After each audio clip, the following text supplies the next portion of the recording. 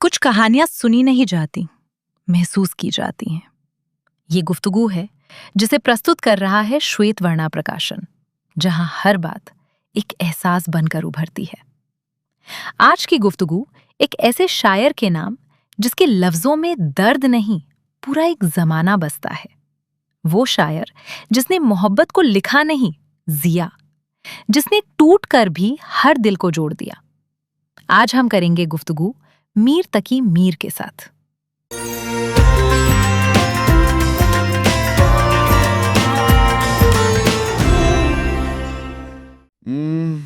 अक्सर जब हम इतिहास या साहित्य की भारी भरकम किताबें पढ़ते हैं ना, तो ऐसा महसूस होता है जैसे हम किसी बहुत दूर से देखी गई घटना का कोई सूखा सा ब्यौरा पढ़ रहे हों।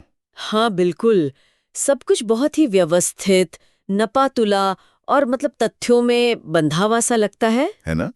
ऐसा लगता है जैसे ऐतिहासिक दस्तावेज बस किसी म्यूजियम में रखे उस पुराने सामान की तरह हों जो कांच में बंद हैं। हम उन्हें देख तो सकते हैं, लेकिन उनकी गर्माहट या उनका दर्द महसूस नहीं कर सकते। सही कहा। लेकिन जरा सोचने वाली बात है कि क्या हो अगर कोई ऐसी किताब खोलें जो किताब कम और किसी इंसान की बेहद निजी डायरी ज्यादा लगे। मतलब एक ऐसी डायरी जिसे पढ़ते हुए ऐसा महसूस हो कि सदियों पहले किसी ने अपने सारे ताजा घाव, अपना सारा दर्द और अपनी चीखें सीधे कागज पर उकेर दी हों। हाँ, कोई बनावट नहीं, कोई पर्दा नहीं। इस तरह का लेखन किसी को भी अंदर तक झकझोर सकता है। बिल्कुल। जब कोई रचनाकार अपनी भावनाओं को लेकर इस कदर नग्न हो जाता है, तो वो केवल इतिहास नहीं लिख रहा होता, वो इंसानी पीड़ा का एक ऐसा दस्तावेज तैयार कर रहा होता है जो समय की सीमाओं से कहीं आगे निकल जाता है। और आज की हमारी इस डीप डाइव का विषय बिल्कुल यही है। आज हम 18वीं सदी के उस महान उर्दू शायर की दुनिया में उतरने वाले हैं जिन्हें ये दुनिया खुदाए सुखन यानी कविता के देवता के नाम से जानती है, मीर तकी मीर। एक बहुत ही दिलचस्प विषय है ये, है ना? हमारे पास आज कई अकेडमिक लेख, ऐतिहासिक दस्तावेज और खासकर मीर की अपनी आत्मकथा जिक्र मीर मौजूद हैं। तो हमारा मिशन आज उन दस्तावेजों को डिकोड करके उस इंसान को खोजना है जो इस अथाह दुख के पीछे छिपा था। और ये एक बहुत ही जरूरी सफर है, क्योंकि हमारा मकसद यहाँ सिर्फ मीर की शायरी की तारीफ करना नहीं है। बिल्कुल नहीं। हम ये समझने की कोशिश करेंगे कि कैसे एक पूरे साम्राज्य के पतन का दर्द, एक टूटते और जलते हुए शहर का दुख, उनके अपने निजी दर्द से इस कदर मिल गया कि दोनों में फर्क करना ही नामुमकिन हो गया। तो चलिए इस कहानी की शुरुआत में चलते हैं। ये कहानी शुरू होती है 1723 में आगरा में, जिसे उस दौर में अकबराबाद कहा जाता था। मीर, जिनका असली नाम मोहम्मद तकी था, उनका बचपन किसी भी आम बच्चे जैसा नहीं था। मतलब उन्हें विरासत में धन दौलत नहीं मिली, बल्कि एक बहुत ही जटिल जीवन दर्शन मिला था। सही कहा आपने। उनका बचपन एक बहुत ही अलग तरह के आध्यात्मिक माहौल में बीता। वो कैसे? उनके पिता अली मुत्तकी एक सूफी दरवेश थे। मीर ने अपनी आत्मकथा में अपने पिता की शिक्षाओं का बहुत गहराई से वर्णन किया है। उनके पिता ने बचपन में ही मीर के कच्चे मन में ये बात बैठा दी थी कि इश्क ही वो इकलौती गतिशील शक्ति है जो इस पूरे ब्रह्मांड को बांधती और चलाती है। इश्क? जब हम इश्क शब्द सुनते हैं तो आम तौर पर हमारा ध्यान रोमानी मोहब्बत या रोमांटिक लव की तरफ जाता है। बिल्कुल, पर यहाँ मतलब कुछ और था। हाँ, जहां तक मैं समझ पा रहा हूं, उनके पिता के लिए इश्क का मतलब सिर्फ प्रेमी प्रेमिका का प्यार नहीं था। ये समझना बहुत जरूरी है। सूफी दर्शन में इश्क किसी व्यक्ति विशेष तक सीमित नहीं है। उनके पिता का मानना था कि प्यार के बिना जीवन पूरी तरह से बंजर है। पानी का बहना, आग का जलना, हवा का चलना, यहाँ तक कि मौत का आना भी उसी इश्क का एक रूप है। उन्होंने मीर को सिखाया कि जीवन में और किसी चीज की अहमियत हो न हो, दिल में इश्क की आग हमेशा जलनी चाहिए, क्योंकि यही आग इंसान को शुद्ध कर देती है। बिल्कुल सही। यार, ये तो कुछ वैसा ही हुआ जैसे किसी छोटे बच्चे के हाथ में एक ऐसा कंपास थमा दिया जाए जो उत्तर या दक्षिण की दिशा बताने के बजाय सिर्फ प्यार और इश्क की दिशा दिखाता हो। बहुत ही उम्दा उपमा है ये, है ना? और फिर अचानक उस मासूम बच्चे को दुनिया के सबसे भयानक और क्रूर युद्ध के मैदान में बिल्कुल अकेला छोड़ दिया जाए। ये मिसाल मीर के जीवन पर बिल्कुल सटीक बैठती है, क्योंकि मीर जब महज 11 साल के थे तब उनके पिता का इंतकाल हो गया। बाप रे, सिर्फ 11 साल? हाँ, सिर्फ 11 साल।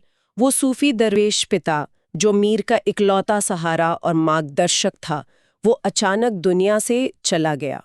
तो उस छोटे से बच्चे का क्या हुआ जिसके दिल में अथाह प्रेम के बीज बोए गए थे? उसे एक झटके में दुनिया की कठोर सच्चाइयों, कंगाली और जीवन के कड़वे संघर्षों के बीच धकेल दिया गया, और यहीं से मीर के अंदर उस गहरे दर्द ने जन्म लिया। एक तरफ प्रेम की सूफी शिक्षा और दूसरी तरफ दुनिया का क्रूर यथार्थ। ये तो बहुत बड़ा विरोधाभास था। बिल्कुल। और यहीं से हम देखते हैं कि दर्द को लेकर उनका नजरिया कैसे विकसित हुआ। सूफीवाद में तो शायद दर्द को बुरा नहीं माना जाता ना? एकदम सही। सूफीवाद में दर्द या पीड़ा को किसी अभिशाप की तरह नहीं देखा जाता। इसे एक सकारात्मक शक्ति माना जाता है जो आत्मा को मांझती है।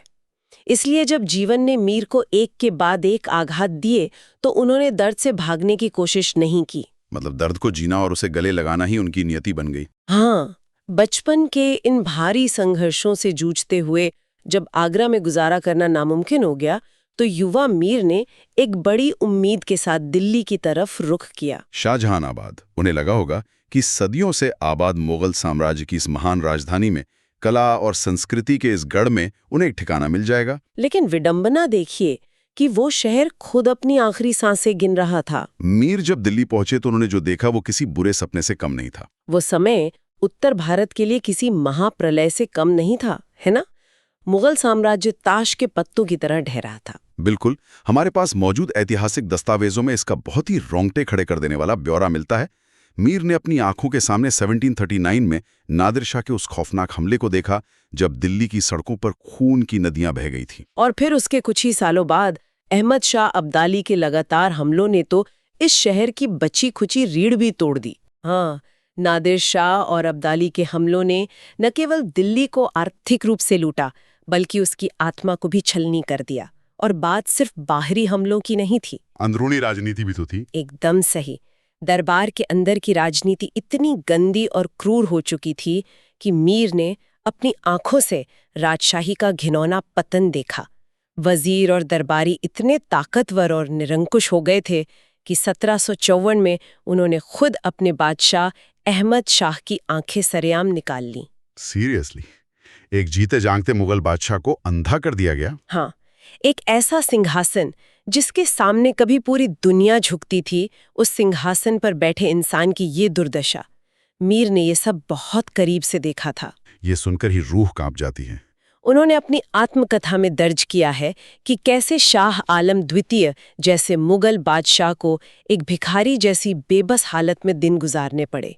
जिन बादशाहों और अमीरों के पैरों की धूल कभी अनमोल हुआ करती थी, जो रेशम और मलमल से नीचे पैर नहीं रखते थे, उन्हें सड़कों पर पाई पाई को मोहताज होते देखना बेहद खौफनाक रहा होगा। बिल्कुल। दिल्ली जो कभी एक महफिल हुआ करती थी, वो अब एक वीरान खंडहर में तब्दील हो चुकी थी। यहाँ जो बात मुझे सबसे ज्यादा हैरान करती है वो ये है कि मीर ने इस पूरी ऐतिहासिक तबाही को एक तटस्थ इतिहासकार की तरह सिर्फ दर्ज नहीं किया। उन्होंने क्या किया? उन्होंने उस शहर के दर्द को, उस खून और धुएं को अपने सीने में जज्ब कर लिया। उर्दू साहित्य में दो तरह के दुखों का जिक्र होता है। एक अपना निजी दुख जिसे गमे जाना कहते हैं, और दूसरा जमाने का दुख जिसे गमे दौरान कहते हैं। हाँ, बहुत खूब। मीर की शायरी में ये दोनों दुख इस तरह घुल मिल गए कि कोई बता ही नहीं सकता कि वो अपने उजड़े हुए घर पर रो रहे हैं या उजड़ती हुई दिल्ली पर। यही वजह है कि मीर केवल एक आशिक या दरबारी कवि बनकर नहीं रह गए, वो एक पूरे तबाह होते हुए युग की चीख बन गए। उनकी गजलों में जो उदासी है वो सिर्फ एक दिल टूटने की उदासी नहीं है, वो एक पूरी सभ्यता के मरने का मातम है। बिल्कुल। उनके वो शेर याद आते हैं जो सीधे दिल में उतर जाते हैं। जैसे उन्होंने कहा था, दिल्ली जो एक शहर था आलम इंतखाब, रहते थे मुंतखिब ही जहां रोजगार के, उसको फलक ने लूट के वीरान कर दिया, हम रहने वाले हैं उसी उजड़े दयार के। क्या बात है। और वो दूसरा मशहूर शेर भी तो है। हाँ, दिल्ली के नथे कूचे और आक ए मुसव्वर थे, जो शक्ल नजर आई तस्वीर नजर आई।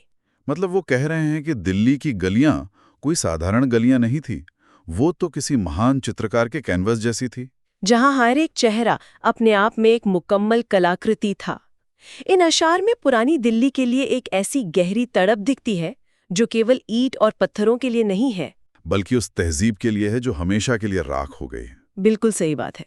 लेकिन एक पल के लिए सोचते हैं, क्या मीर वाकई सिर्फ शहर का इतिहास लिख रहे थे मतलब ऐसा भी तो हो सकता है कि वो दिल्ली की इस तबाही और उसके जलते हुए खंडोरों को सिर्फ अपने ही टूटे हुए दिल और अपनी व्यक्तिगत बर्बादी को समझाने के लिए एक रूपक की तरह इस्तेमाल कर रहे हों। ये एक बहुत ही गहरा सवाल है, और अगर हम स्रोतों की माने तो शास्त्रीय उर्दू गजल की परंपरा में रूपकों का बहुत ही बारीकी से इस्तेमाल होता तो है। मतलब शहर एक रूपक था। सच तो ये है कि मीर के लिए वो शहर और उनका अपना वजूद दोनों एक ही हो गए थे।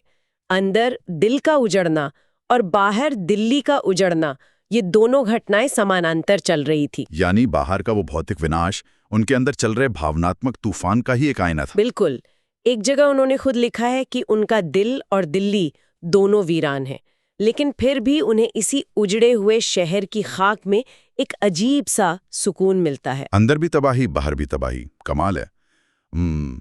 अब जरा उस भाषा और शैली की बात करते हैं जिसने मीर के इस दर्द को सदियों के लिए अमर कर दिया। मीर ने अपनी बात कहने के लिए जिस अंदाज को चुना, वो अपने आप में उस दौर के हिसाब से किसी बड़ी क्रांति से कम नहीं था। हाँ, क्योंकि उस समय दिल्ली और लखनऊ के दरबारों में बहुत ही भारी भरकम, अलंकृत और मुश्किल फारसी शब्दों वाली शायरी का चलन था। सब अपनी विद्वत्ता साबित करने में लगे रहते थे। बिल्कुल, शायर शब्दों का जाल बुनते थे। लेकिन मीर ने उस भीड़ से एक बिल्कुल अलग रास्ता चुना।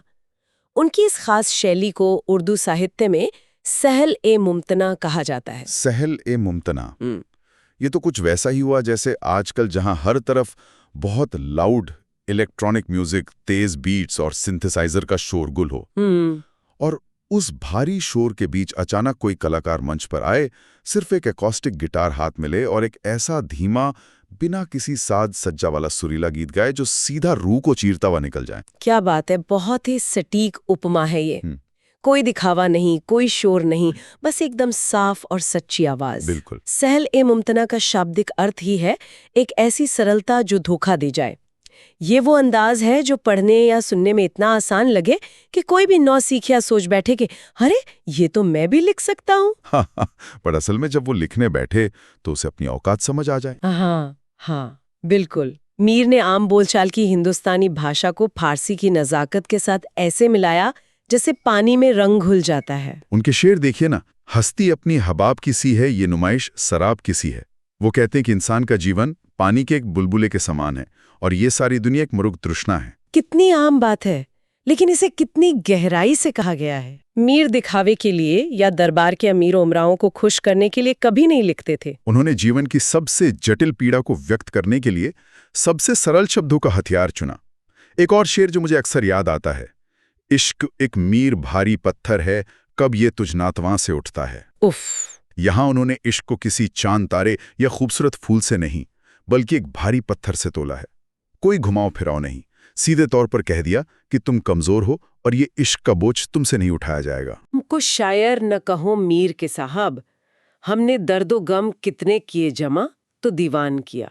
इसका मतलब? यानी लोग मुझे शायर कहते हैं पर मैं कोई शायर नहीं हूँ। मैंने तो बस अपनी पूरी जिंदगी के अनगिनत दर्दों, आंसुओं और दुखों को एक जगह इकट्ठा कर लिया है और अब ये दुनिया उसे एक कविता संग्रह मानकर पढ़ रही है। मतलब वो सीधे तौर पर कह रहे हैं कि जिसे दुनिया कला और महारत समझ रही है, वो असल में उनके रिश्ते हुए घाव हैं। बिल्कुल। लेकिन पेट की भूख और सिर छुपाने की जद्दोजहद किसी गजल या रूपक से तो शांत नहीं होती ना। जब दिल्ली पूरी तरह से खंडहर बन गई और वहाँ एक वक्त की रोटी जुटाना भी नामुमकिन हो गया, तो 1782 के आसपास मीर को मजबूरन उस शहर को छोड़ना पड़ा। हाँ, उन्हें उस शहर की तरफ रुख करना पड़ा जहाँ पैसा था, जहाँ सुरक्षा थी। और वो जगह थी नवाब आसफुद्दौला का दरबार, यानी लखनऊ। और यहाँ से मीर के जीवन का एक नया और बहुत ही सूक्ष्म अध्याय शुरू होता है। सच कहूं तो ये सिर्फ एक शहर से दूसरे शहर जाने की कहानी नहीं थी, ये दो बिल्कुल अलग सभ्यताओं का टकराव था। बिल्कुल सही। लखनऊ उस समय बहुत तेजी से समृद्ध हो रहा था, वहाँ खजाने भरे हुए थे, कला की कद्र थी। और जब मीर वहां पहुंचे तो उनका स्वागत भी बहुत सम्मान के साथ हुआ था, है ना? हाँ, नवाब ने उनके लिए एक अच्छा खासा वजीफा भी तय कर दिया था ताकि उन्हें बुढ़ापे में कोई तकलीफ न हो। लेकिन मीर और लखनऊ कभी एक नहीं हो पाए। ऐसा क्यों? इसका कारण उन दोनों शहरों की मिट्टी और मिजाज का बुनियादी फर्क था। दिल्ली में खून खराबा देखा था, भूख और तबाही झेली थी, इसलिए वहां की कला में एक अजीब सा ठहराव और गहराई थी। और लखनऊ? इसके विपरीत लखनऊ एक नई उभरती हुई रियासत थी जो खुशहाली में डूबी थी। वहां के दरबारियों का चमकीला पहनावा, उनका बात करने का मजाकिया अंदाज और यहाँ तक कि उनकी शायरी का विषय भी मीर को बहुत सतही और छिछला लगता था। हमारे दस्तावेजों में एक बहुत मशहूर किस्सा दर्ज है जो इस सांस्कृतिक टकराव को बड़ी खूबसूरती से दिखाता है। एक बार मीर नवाब आसफउद्दौला के दरबार में अपनी कोई नई गजल सुनाने गए। अच्छा? अब मीर जैसे उस्ताद अपनी गजल पढ़ रहे हैं, लेकिन नवाब का ध्यान शायरी पर कम और वहां पास ही बने एक तालाब में तैरती मछलियों और बत्तखों के साथ खेलने में ज्यादा था। अरे बाप रे, मीर का क्या रिएक्शन था? मीर ने इसे केवल अपना नहीं बल्कि अपनी कला और अपने उस दर्द का सीधा अपमान माना जिसके लिए उन्होंने अपना खून जलाया था। वो नवाब के दिए गए सारे महंगे उपहार और पैसे ठुकराकर बीच महफिल से उठकर चले आए। ये वाकया मीर के चरित्र की सबसे बड़ी खासियत को उजागर करता है। मीर के लिए उनकी कला उनका स्वाभिमान थी, वो कोई बिकाऊ चीज नहीं थी। बिल्कुल, वे नवाबों और दरबारियों के मनोरंजन का खिलौना नहीं बनना चाहते थे। वे उस दर्द को जी रहे थे और उनकी शर्त थी कि सुनने वाला भी उसी शिद्दत, उसी अदब और उसी पीड़ा के साथ उसे महसूस करे। लेकिन यार, यहाँ एक सवाल लाजमी तौर पर उठता है। जी। जब जिंदगी भर उन्होंने इतना संघर्ष किया, मुफलिसी देखी और अब आखिरी उम्र में लखनऊ उन्हें वो सब कुछ दे रहा था जिसके लिए लोग तरसते हैं, सम्मान, पैसा, सुरक्षा। हाँ, तो मीर ने थोड़ा झुककर अपनी जिंदगी को आसान क्यों नहीं बना लिया? वो अपनी उन पुरानी उजड़ी हुई दिल्ली की राख से क्यों चिपके रहे? क्योंकि मीर के लिए प्रामाणिकता हर सुख सुविधा से ऊपर थी। उनके लिए दरबार के हिसाब से खुद को ढालना या समझौता करना अपनी आत्मा की हत्या करने जैसा था। बात तो सही है। उन्होंने खुले तौर पे कहा था कि लखनऊ का ये वैभव दिल्ली के खंडरों से भी बदतर है। उनका मन, उनकी रूह दिल्ली की उन वीरान गलियों में ही भटकती रही। और इसी अलगाव के कारण उन्होंने अपने आखिरी दिन लखनऊ में बहुत ही अकेलेपन, बीमारी और एक गहरे मानसिक अवसाद में गुजारे। वे उस नई चमकदार दुनिया में खुद को कभी फिट नहीं कर पाए। जब भी हम उर्दू शायरी के महान विरासत की बात करते हैं तो एक तुलना हमेशा होती है। ये तुलना इतनी आम है कि शायरी पढ़ने वाले हर इंसान के बीच कभी ना कभी इस पर लंबी बहस जरूर होती है। जाहिर है मीर और मिर्जा गालिब की बात कर रहे हैं आप। जी बिल्कुल, ये दोनों उर्दू शायरी के आसमान के दो सबसे चमकते सितारे हैं। लेकिन हमारे स्रोत बताते हैं कि इन दोनों दिग्गजों के अंदाज और जीवन को देखने के नजरिए में एक बहुत ही गहरा वैचारिक फर्क था। यह तुलना बहुत ही दिलचस्प है। इसे हम इस तरह समझ सकते हैं कि गालिब की शायरी दार्शनिक और बौद्धिक है, गालिब माइंड है, मीर हार्ट है। थोड़ा और समझाएंगी इसे? गालिब दर्द का बहुत ही बारीकी से विश्लेषण करते हैं। वे दर्द के मनोविज्ञान को समझते हैं। अगर दर्द एक बंद कमरा है तो गालिब उस ताले को खोलने की कोशिश करते हैं।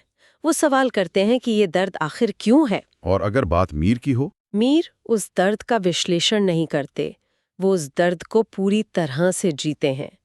मीर की शायरी दिल की आवाज है। गालिब के यहाँ सवाल मिलते हैं, उलझने मिलती हैं, ब्रह्मांड के रहस्य मिलते हैं। हाँ।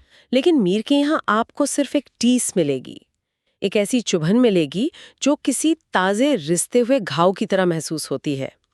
मीर बस उस बंद कमरे में बैठकर रोते हैं। ये फर्क बहुत ही स्पष्ट है। अगर गालिब सोचने पर मजबूर करते हैं तो मीर सीधा रोने पर मजबूर कर देते हैं। बिल्कुल। लेकिन सबसे कमाल की बात यह है कि खुद गालिब, जो अपने आप में एक बहुत ही मगरूर इंसान थे और आसानी से किसी को अपने बराबर नहीं मानते थे, उन्होंने भी मीर के आगे सिर झुकाया था। हाँ, गालिब ने खुद एक शेर में उन्हें आदरणीय मानते हुए कहा था, रेख्ता के तू ही उस्ताद नहीं हो गालिब। कहते हैं अगले जमाने में कोई मीर भी था। गालिब जैसे युग पुरुष का ये मानना ही दिखाता है कि मीर की वो सहजता और उनकी वो पीड़ा कितनी असली थी। मीर की यही खासियत उन्हें कुछ मायनों में गालिब से भी अधिक सार्वभौमिक बनाती है, क्योंकि हर इंसान दार्शनिक नहीं हो सकता, हर कोई जीवन के बड़े रहस्य नहीं सुलझा सकता। लेकिन दुनिया के हर इंसान ने कभी न कभी दिल टूटने का या किसी अपने को खोने का दर्द जरूर महसूस किया होता है। बिल्कुल। तो इस पूरी चर्चा के आखिर में हम किस मुकाम पर पहुंचते हैं? मीर तकी मीर 1810 में इस दुनिया से रुखसत हो गए। आज 2 सदियों से ज्यादा का वक्त बीत चुका है। बड़े बड़े साम्राज्य मिट्टी में मिल गए, शहर उजड़कर फिर से बस गए, दुनिया पूरी तरह से बदल गई। लेकिन मीर आज भी इतने प्रासंगिक क्यों हैं? मीर की प्रासंगिकता इसमें है कि समय चाहे जितना बदल जाए, इंसान की बुनियादी भावनाएं नहीं बदलती। आज के इस भीड़-भाड़ वाले डिजिटल युग में भी इंसान अकेलापन महसूस करता है। आज भी उसका अनकहा दुख उसे अंदर ही अंदर काटता है। मीर की शायरी सदियों पहले से यात्रा करती हुई आती है और आज के इंसान के उस अनकहे दुख को आवाज दे देती है। जैसे उनका शेर है, पत्ता पत्ता बूटा बूटा हाल हमारा जाने हैं, जाने न जाने गुल ही न जाने बाख्तों सारा जाने। उफ, प्रकृति का हर कण, हर पत्ता दर्द से वाकिफ है। इंसान की जिंदगी में अक्सर ऐसे पल जरूर आते हैं जब वो एक अजीब सी उदासी से घिर जाता है और उसे खुद समझ नहीं आता कि ये उदासी आखिर क्यों है। ऐसे भारी और घुटन भरे पलों में जब कोई मीर की गजल पढ़ता है तो ऐसा महसूस होता है जैसे अंधेरे कमरे में कोई पुराना दोस्त पास आकर चुपचाप बैठ गया हो, जो बिना कोई सवाल किए आपको भीतर तक समझ रहा है। और शायद यही एक सच्चे कलाकार की सबसे बड़ी जीत होती है। वो अपने समय की सीमाओं को लांघकर हर युग हर सदी के इंसान का सच्चा साथी बन जाता है। ये बहुत ही गहरी बात है, लेकिन इस डीप डाइव को खत्म करने से पहले मैं हमारे दस्तावेजों और शोध से एक बहुत ही हैरान करने वाला तथ्य सामने रखना चाहता हूँ। अच्छा, एक ऐसी बात जो अब तक की हमारी इस पूरी चर्चा को एक बिल्कुल नया और थोड़ा उलझा हुआ रूप दे देती है। और वो क्या है?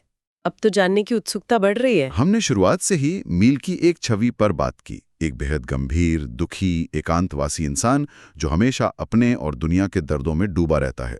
उसे दुख का देवता मान लिया गया। हाँ बिल्कुल, यही तो उनकी पहचान है। लेकिन जब फ्रांसिस डब्ल्यू प्रिटेच और अंदलीब शादानी जैसे आधुनिक विद्वानों ने मीर के जीवन, उनकी आत्मकथा और उनके समग्र साहित्य का बहुत बारीकी से अध्ययन किया, तो उन्होंने पाया कि मीर की ये आत्मकथा बहुत सी बातें छिपाती भी हैं। सच में? ये तो बहुत ही चौंकाने वाला पहलू है। आखिर किस तरह की बातें छिपाई गई हैं? शोधकर्ताओं का मानना है कि मीर की शायरी और उनके असल जीवन में एक ऐसा श्रृंगारिक और सांसारिक पहलू भी था जो उनके हमेशा दुखी रहने वाले इस पारंपरिक चोले के बिल्कुल विपरीत है। मतलब वो हमेशा दुखी नहीं रहते थे? ऐतिहासिक साक्ष्यों के अनुसार मीर जीवन के कई रसों का खुलकर आनंद लेते थे। वे अपने दोस्तों के साथ हंसी मजाक की महफिलें जमाते थे, उन्हें बिल्लियों और कुत्ते पालने का शौक था और यहाँ तक कि वे नवाबों के साथ शिकार पर भी जाया करते थे। अरे वाह! उनकी कई कविताएं ऐसी भी हैं जो बहुत ही चंचल और सांसारिक हैं, जिनका जिक्र अक्सर अकादमिक चर्चाओं से गायब कर दिया जाता है। ये वाकई में एक बहुत बड़ा विरोधाभास है। जो इंसान इतिहास के पन्नों में केवल आंसू और आहों के प्रतीक के रूप में दर्ज है, उसकी जिंदगी में ये सामान्य और रंगीन पहलू भी थे। है ना अजीब बात? इससे ये सवाल उठता है कि क्या मीर ने जानबूझकर अपनी एक खास तरह की छवि गढ़ी थी? यही तो वो सवाल है जिस पर गहराई से सोचने की जरूरत है। क्या ऐसा हो सकता है कि जिसे हम आज दुख का देवता मानते हैं, जिसे हम एक पूरी तरह से टूटा हुआ इंसान समझते हैं, वो असल में अपने आंसुओं के इस भारी पर्दे के पीछे एक बेहद रंगीन और सांसारिक जीवन जी रहा हो? क्या ये मुमकिन है कि एक चतुर कलाकार ने दुनिया के सामने अपनी पीड़ा का एक ऐसा मजबूत ब्रांड बना लिया हो कि उसके पीछे के वे सांसारिक सुराग हम आज तक उनकी आहों के शोर में सुन ही नहीं पाए? ये विचार इंसान के स्वभाव की जटिलता को बहुत खूबसूरती से सामने लाता है। शायद इंसान कभी एक रंग या एक भावना का नहीं होता, और मीर जैसे जीनियस रचनाकार तो बिल्कुल भी नहीं। वो एक ही वक्त में सन्यासी भी हो सकते हैं और दुनियादार भी। और शायद यही वजह है कि जब भी हम मीर के उस निजी डायरी के पन्ने पलटते हैं तो हमें हर बार एक नया इंसान, एक नया घाव और शायद उस घाव के पीछे छुपी एक रहस्यमयी मुस्कान भी मिल जाती है। बिल्कुल। आज की इस डीप डाइव में बस इतना ही।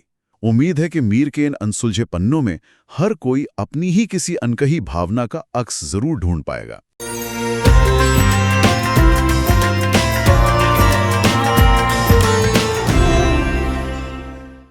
कुछ आवाजें वक्त के साथ खामोश नहीं होती, वो हमेशा दिल के किसी कोने में गूंजती रहती हैं। मीर उन्हीं आवाजों में से एक है। अगर ये गुफ्तगू आपके दिल को छू गई हो तो इसे महसूस करते रहिए, क्योंकि गुफ्तगू में बातें खत्म नहीं होती, बस ठहर जाती हैं। फिर मिलेंगे एक और गुफ्तगू, एक और एहसास के साथ। और जाने से पहले इस चैनल को लाइक करें, सब्सक्राइब करें और इस गुफ्तगू को उन लोगों तक जरूर पहुंचाएं जिन्हें अल्फाज से ज्यादा एहसास समझ आते हैं। तब तक सुनते रहिए, महसूस करते रहिए।